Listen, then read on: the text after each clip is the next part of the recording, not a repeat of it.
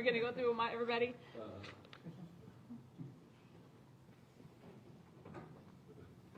All right, good morning, everybody. Thank you all for being here today. We have with the Mayor, Director Jackson of the Street Department, Dr. Pearson of the Department of Human Services, and Chief Operating Officer Ben Johnson to give an update on the winter response and how we're moving forward with that. Thank you. Thanks, Rasmus. Good morning. As Rasmus mentioned here, we are here to give an update on the winter response over the last few days. I am really proud of our city departments here, in particular our streets department and our health and human services departments. I'd also like to recognize community partners that have really stepped up in the last few days, but have always stepped up over many years, but it's certainly in incredible ways in the last few weeks, including the Continuum of Care United Way, American Red Cross, Peter and Paul, Biddle House, Gateway 180, the Urban League, Diamond Divas, Bi-State, and many more that we'll talk about here in this briefing. We, of course, could not do this work alone, and so while we're here representing the city, we have so many partners in the community who are doing an enormous amount of work. On the Code Blue and Unified Command side of things, a few weeks ago, as you well know right here, I signed Executive Order 93, which established a winter weather unified command and Code Blue, and we have certainly put that into action. The weather, of course, was extremely early this year, but the timing couldn't have been better, having just signed Executive Order 93 and, of course, bringing Director Jackson on board. The Winter Weather Unified Command Order has created clear communication lines from our SEMA and my office, as well as the departments, so this has really facilitated activation lines and plans for snow response, Code Blue, and our Department of Health, and of course our community partners. The executive order also holds my administration and our departments accountable for how we operate by setting very clear expectations internally, as well as communicating those expectations and those directives externally. We've been in Code Blue now since November 26th. And we have quickly mobilized our unified command. This means that leaders from a range of relevant departments meet every single morning during the Code Blue activation, and we make sure that everyone is aligned on what we are doing that day, and we are also aligned on what we are doing in the days ahead, making sure that we are working on the same goals, triaging issues as they come up, and working together to ensure our safety, the safety of our community. I am extremely pleased by how this is going. Every single department, our staff has stepped up in significant ways. Since our Code Blue was activated and our partners have come online, we've been able to provide shelter for everyone who has sought shelter through the existing, the mechanisms through which you can seek shelter. This is a huge lift and a huge benefit to our community. As I mentioned, we're meeting every morning. We met again this morning, and as a result of that meeting, we have extended our Code Blue through 9 a.m. on Tuesday, December 9th. This will be a full 24-hour activation with the exception of Saturday, in which case, because the temperatures will raise above the threshold, we'll go into a partial activation for Saturday. This means our emergency shelter beds will be available and will continue through at least Tuesday. Past Tuesday, it becomes a little too unpredictable to really plan that far ahead as far as weather is concerned. So when we get closer to that time, we'll make decisions with better information along those lines. As I mentioned with shelter, we have really surged. Typically speaking, St. Louis doesn't put shelter space online until December 1st. Of course, we activated early given the cold, extreme weather around Thanksgiving. We are now up to an additional 340 beds. We continue to surge and will continue as we continue to have this cold weather. That means on top of the existing year-round 400 beds that we have a total of 745 beds. We, as of last night, we're at about 90% capacity, which means we still have space and we're continuing to bring more beds online. I want to stress that we have space still for all types of folks, including families. So if you need shelter, please, we want to encourage each and every person who needs shelter to please seek shelter. We are, and as I mentioned, we're continuing to surge, and we'll have more and more coming online through December 6th, 15th. We realize that this shelter is not an optimal long-term solution, and we are working to bring some other programs online, including some rental assistance, by December 15th, so continue to check in with our team and stlrecovers.com as those resources come online. But while we recognize that those shelter spaces are not necessarily optimal, I want to stress that they are very accommodating. I have had the honor of being present in several of the shelter spaces over the last couple of weeks. They are exceptionally well run, clean. We're offering food and meals, and we really want to encourage those who are in dangerous situations to please seek shelter. And now I want to turn it over to an update on streets. Of course, we couldn't be more proud to have Director Jackson on board with us, and boy, did he come in right on time. I think within a week of Director Jackson starting, we had an exceptionally early onset of snow here in the city of St. Louis. He brings with him an operational expertise, a long track record, and alongside of our street commissioner, long-term Kent Flake, who has now been deputized not only as our street commissioner but as our snow coordinator, have done a phenomenal job activating the winter plan over the last few days. The real credit, of course, is shared with our drivers and the folks out there doing the hard work, who literally worked around the clock as we had nighttime snow. A special shout out to Sean Hadley, who has done an enormous lift, not only to help organize, but communication and really triaging. We have some additional accountability measures I mentioned. That looks like Sean Hadley, of course, driving around alongside of our Director of Operations and Director Jackson himself, making sure that we are really getting the snow off the roads. But we've activated our neighborhood stabilization team as well, so a shout out to those folks who were on the streets during the snow event to ensure that we were really able to successfully and effectively clear the roads and tracking trouble spots, not only proactively but reactively as we were getting communication from the community via CSB and direct to our staff and staff at the Board of Aldermen. A huge, huge shout out to our community who is elevating those trouble spots for us, and our streets department who really reacted very nimbly to address those issues as they came online. So I have to say I'm very proud of the work. We've seen a lot of positivity from the community, and just a huge amount of praise goes to all folks involved, including our alderpersons who really were helping us triage some of those. We want to encourage the community to continue to lift up those trouble spots as we move forward. I know that you all are aware of our 311, but it's been a really useful tool to make it easier to communicate issues with our city.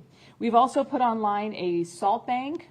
There have been some piloting of this in the past, but we're sort of formalizing this with a partnership with Urban League. So for community organizations that want to distribute salt within your neighborhood, we hear you. We want to partner with you by providing that salt free of charge. You can go through your alderperson, or you can go through your neighborhood stabilization team member to get access to that. We're really solidifying that for neighborhood organizations at this time, but recognizing that there are a lot of folks out there that are willing to be part of the solution. We want to make sure that you have the tools to do so.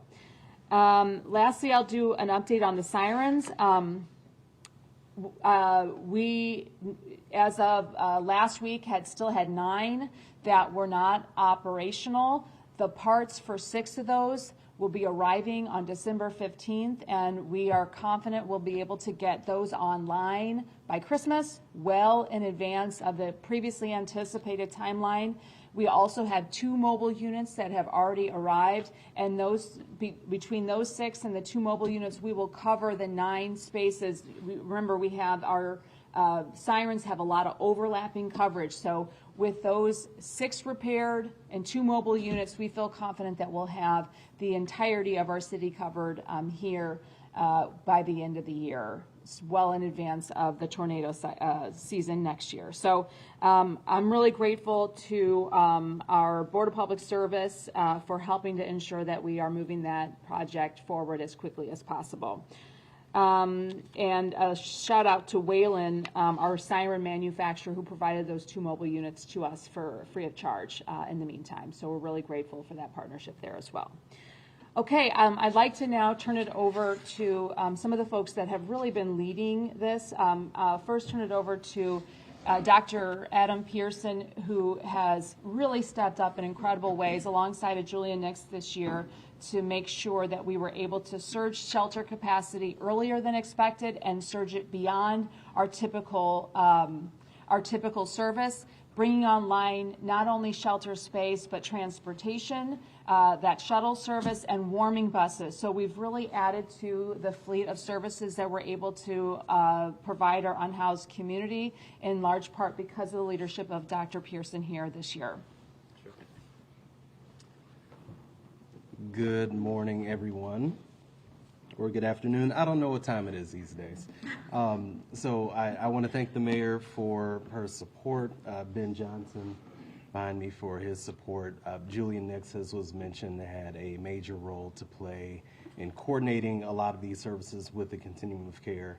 I think Mayor talked a lot about the number of beds we had online and the increased capacity we had above our baseline, and that is extremely important, especially this winter, given that we have a number of individuals who have also been displaced by the tornado. And so I want to give a personal thanks to the Continuum of Care, the organizations within the Continuum of Care that have stepped up in huge ways to open up some of these additional shelters, not just for overnight, but also during the daytime. And so a lot of this has turned into continuous ongoing operations, 24 hours a day, meals services, support services, case management services. Certainly Peter and Paul Community Services has a ton of beds that they've been able to coordinate opening up with providers in the community, Gateway 180 with families, Magdala supporting the Biddle Housing Opportunities Center that the city operates. Urban League has assisted with letting us use their Bissell facility for congregate shelter as well. And so these are all huge additions for us, including the partnership with Metro that we've been able to activate, where we are picking people up from the rally points in the community, making sure that they're finding their way to shelter for the evening, the ability for us to coordinate that in close partnership with a number of individuals with the St. Louis Winter Outreach Group. So we are extremely grateful for this partnership, extremely grateful for all the staff that has stood up to operate between the Department of Human Services, Department of Health, Neighborhood Stabilization, Office of Violence Prevention has also offered to bring some staff online for volunteer efforts as well. And so this is a 24/7 operation that has been expanded across the city, across the Homeless Services Network, and grateful that we are able to bring people inside on the coldest days and increase that capacity as needed. Just a huge effort. And now I'd like to bring up Director Jackson over our Streets Department to talk about the excellent job our Streets Department has done over the last few days. Thank you, Thank you, Matt. Thank you, sir. Madam Mayor, Colonel Johnson, thank you both. What did you guys think about this last week? 10.6 inches. You know you set a record, right? Prior to this, you had only received just less than an inch during this time, during any season in the history of snow recording here in St. Louis. And our team performed marvelously. Commissioner Flake and I had conversations on Thursday of last week. We were talking to the Colonel about how we were actually going to set up. I had mentioned to both he and the mayor that we wanted to adopt a forward-leaning attitude towards how we actually set up. We did so. The storm came in, we met it, we beat it down. Friday was a great day for us. Then we came into Monday, Tuesday, slightly different weather conditions. We handle ourselves in yeoman's fashion. We still demonstrated that we were the better team that day, and as a result, you have clear streets today. What are we doing, or what have we done? Over that time frame, we dispensed almost 92,000 tons of brine or gallons of brine out on your streets. We dispensed another 2,160 tons of salt with the 86 units that we had out. We had 35 units out on on Friday. We had 51 units out on Monday and Tuesday. Our people have been at it nonstop. In fact, one of our superintendents, I understand, is now on convalescence, sir. Oh.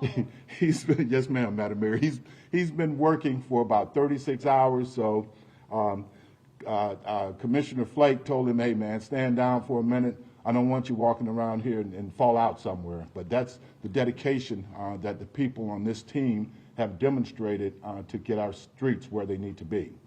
We've added another component to our operation to ensure that we are listening to the residents when they talk about how our streets look, what they feel like. And we call that our quality assurance, quality control team. Again, as the mayor mentioned, our department liaison, Hadley, is working with our NSOs to ensure that that happens. One of the things that came out of that is that we now understand that even though we deploy them about 6 to 7 hours after we deploy our initial salting, plowing units or in our brining units, we're now going to have to keep them stood up for about 48 hours, Madam Mayor, just to make sure that we have all of the issues that have been covered. It has performed tremendously well for us. We've had over 300 requests that have come in about streets that were not taken care of. These teams were at the leading edge of that to make sure that we were able to get out there when the residents actually sent this information in. They were very proactive, and as a result, we've received good feedback on our responsiveness. We're pleased with that. It's going to be part of our system as we move forward and start looking at expanding the operation further into our ability to service the residents. At this time, Madam Mayor, is it okay for me to take any questions? Yeah, well, we can, yeah, I think we can all take questions. Yep. Sure. At this time, we'll take any questions that you might have. Have you gotten any feedback from residents on things that can be improved on? I know it was only the first 2 times that we've seen snow so far this winter, but was there any feedback from residents on things that they want to see done better? Well, yes, ma'am. In fact, that's what it was, the quality control, the quality assurance aspect of it, and our responsiveness. And we were surprised at how favorable our ability was to actually get out and to check that. Those were the preponderance of the inquiries that came in, was that there were streets that had not been hit, though we felt that we had opened up the arterials and the collectors and the hills. There were other streets that needed to be hit. Our QA/QC teams went out to check those. We sent them in. We were very responsive. So those are the type of questions that we received. Have you been in contact with MoDOT in regards to making commute better after what happened on Monday, which was disastrous for a lot of city residents? Yes, ma'am, and part of it has to do, I won't speak for MoDOT directly, but the way that they deploy is slightly different than the way that we deploy. They have a massive ability to get out and clear the highways, but they do it in a way that's different from ours. And because it is, when we're hit with storms like that, if their posture isn't similar to ours, then we have to wait for them to catch up. But once they get started, they're quick to respond and open up the highways. Would you say that MoDOT fell down on the job? No, sir, I would not. I would not say that. There are Because the colleagues. highways were not in great shape. No, sir, and again, it speaks to what I'm suggesting regarding their method of deployment versus ours. When they do get out there, they do a great job. So you're saying they need to take some lessons from you guys? No, sir, I wouldn't say that, because again, they're a different type organization. They have literally hundreds of miles that they're responsible for. We have currently 450 that we're going to expand on. So the method and the strategies that they utilize have been beneficial to them. I would not criticize their strategy at all. But it didn't work. Well, apparently it did, sir, because they opened up the highways. And I'm not going to stand here and defend MoDOT, but what I am going to say is that when they got out to start moving snow and salting and plowing, they did a great job. When it comes to the QA/QC teams that you talked about, can you talk about staffing levels? Because we know that in previous years it's been hard to find drivers. So how are you finding the staff to also send out those inspectors? Well, that's the key to what we're doing now. Those personnel, though internal, they're not with the streets organization proper. They're with the neighborhood services organization, and because they are, it's an augmented arm of the city staff that wants to get out and support us. So we're not having an issue as it comes down to staffing for that. You mentioned the quality control team, but what other changes are you looking to make now taking over the streets department for the city of St. Louis? Well, right now we've got a number of areas that we're looking at. I'm not going to expound on those. I'm simply going to say to you that there is opportunity for us to do things a bit better than we have in the past. Commissioner Flake has done a tremendous job. I'm going to work with him. There are areas that we have an opportunity for improvement. You're going to start seeing that because we're going to start communicating that information. What was done wrong before? I did not say that anything was done wrong before. I have a question for the mayor. Mayor? Sure, and I'll add just a little bit of flavor. As the director was saying, looking at additional routes, we recognize we haven't updated our snow routes in a couple decades, so we're going to be looking at that type of thing. MoDOT is on our daily calls, and so when some of those complaints were coming in, they were communicating with us, and there is a seamless relationship and communication to make sure that we're triaging some of those issues as they come in. So just a little bit of flavor there. I'm okay, Elliot. I don't. We'll The take question it. I have, going back to the homeless and the tent encampment on 10th and Cass, do you think you guys should have a warm-up bus over there or a way to transport those people to shelters? Because obviously everything is a long way. We talked to the folks over there and they said, look, we can't get to the transfer centers because it's too cold. Okay. Any thought about putting a warm-up bus over there? I will say, Elliot, you do a great job of advocating for the folks there, and we do have shuttles going throughout the city, and we've got some outreach workers that have been interacting with the folks over there. Whether or not we need to have a warming bus at that particular location right now, I know a lot of those folks don't want to leave that community that has really established some governance. There's about 45 people over there. Yeah, there have been. Well, we are looking into expanding our services. All of the folks that are there are really welcome at our shelters, and if we need to have a specific line of transportation going there, we are open to considering doing something like Will the that. city do anything like distributing blankets, coats, other items? I know you guys are providing shelter. The city does have blankets that we provide to the shelter space. Elliot, and I'll let Dr. Pearson speak on this. Okay, Doc. Yes, so as part of our preparation as the Department of Human Services, we purchase thousands of blankets, hundreds of cots each year, starting sometimes in the fall. Depending on supply chain woes, we might sort of have orders trickle in. But we distribute blankets to outreachers in the community who are doing work as non-employees of the city government, but different organizations that do outreach. We distribute blankets to them. We distribute blankets to which shelter. organizations are those? Oh yeah, members of St. Louis Outreach. There are several different homeless services organizations that go out on the streets and meet with people. Excuse me. I was just gonna say, yeah, some names of those organizations that you guys deal with. Well, we primarily St. Louis Winter Outreach, and then they coordinate with a network of other people to distribute the blankets as well. But we also distribute supplies to different shelters and all that. So we want to make sure that there is some mechanism of DHS to collaborate with organizations in the community to meet people where they are on the streets. Just Elliot, on that front too, just for some level setting, the city doesn't have a tremendously robust arm for distributing. So we purchase all of those, and then we rely on what St. Louis Winter Outreach, which is the sort of organizational hub that then acts as the distribution channel for those resources, okay? One of the things I did for, But I'm sorry. somebody over here had a question.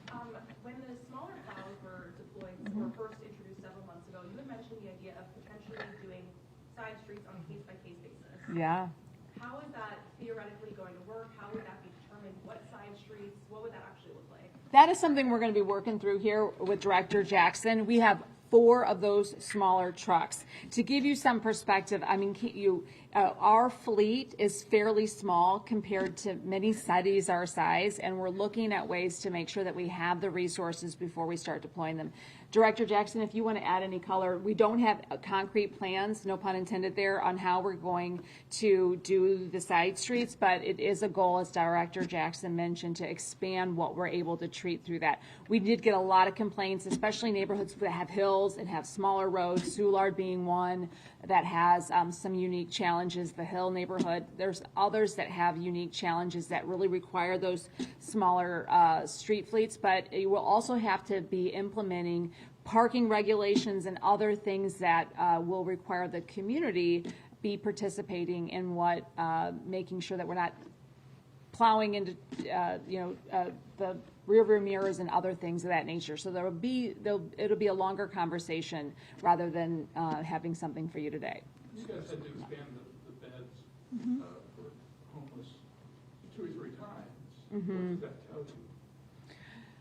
The housing issue nationally is just tremendous. We're seeing the numbers of folks that are experiencing homelessness growing exponentially right now throughout the United States, and St. Louis is no different. Something, though, that is remarkable here in our community is that the vast majority of those experiencing homelessness end up in the city of St. Louis. You know, I mentioned I had the opportunity to spend some time in some of our shelters.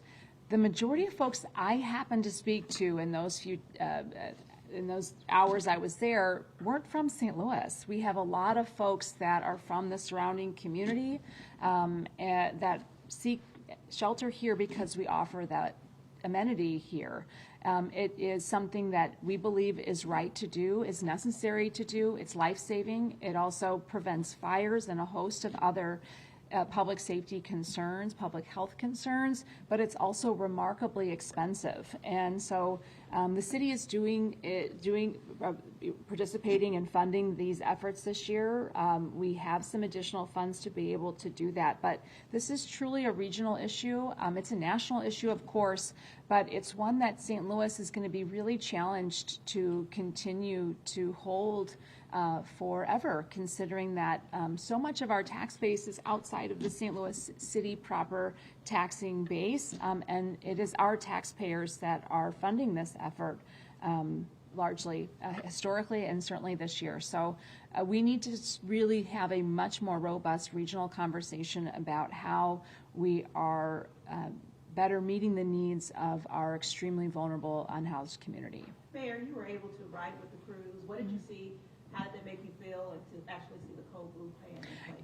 You know, this is the first year that I have ridden in a snowplow, and it is just a remarkable experience. I have such a greater appreciation for how difficult it is to drive those enormous trucks, and the hazards associated with plowing streets is just something that I think the general citizenry, certainly myself, was not familiar with before actually riding in one of those vehicles. So, for example, you know, when you have just a dusting of snow, our plows are not going to be able to do much because our plows are elevated off of the street by a few inches to account for manhole covers, those big spire plates, and a whole host of other things. If you can imagine these big multi-ton vehicles, if you hit one of those manhole covers with your plow, it would not only disable the plow and do irreparable damage to the truck, but it would really injure the driver.